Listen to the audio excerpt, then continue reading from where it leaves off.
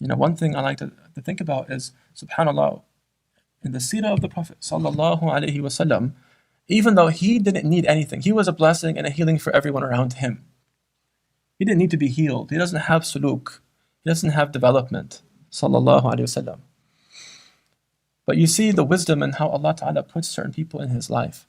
And their names matter. There's reality to the names. So who is the mother of the Prophet sallallahu alaihi wasallam? Sayyidah Amina alayhi salam. What's Amina mean?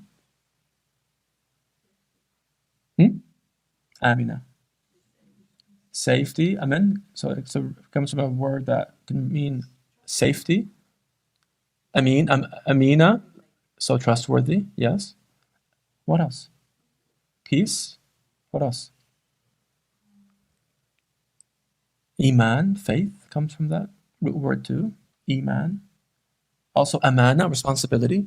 So you have this linguistic field of meanings that come from the mother of the Prophet ﷺ. She was safe. She was faithful. She was trustworthy. She was someone of responsibility. That was the energy that he was imbibing, right? And really, that maybe perhaps we can say he was giving her, but we don't want to get into all this metaphysics now, alhamdulillah, all this love. This is all reality, right? This is not metaphysics. This is haqiqah. Haqiqah. Sayyid al-Khalq, sallallahu alayhi wa sallam. But also, his nursemaid. What's her name? Halima. What's Halima mean? Forbearing, mercy, someone said here. Gentle. So here, I like to just take safety and gentleness out and just parse those out. This is what we need at the beginning. Any new beginning of a process, a new family, a new organization, a new community center, a new orientation to self, where you're starting to actually go inward and I want to heal. I want to start something new for me. I want to turn a new leaf. What's the beginning? Safety and gentleness. Amin and Halam. This is what's most important. Wallahi, this is I do a lot of trauma work. I don't think I mentioned that at the beginning. I'm a naturopath, for those of you that came late. I'm a homeopath, and I do trauma work. And what we've learned in trauma work is how absolutely foundational safety is. That I cannot help you.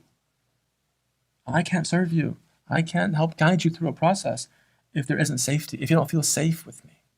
If I'm giving off any energy that's not safe, that you don't trust, that feels aggressive, that feels toxic or noxious or insincere, then you're going to close your heart. You're not going to trust me. And there's a part of that on me, isn't it? As the practitioner, as the helper. I need to get myself good. Before even the person shows up, I got to prep.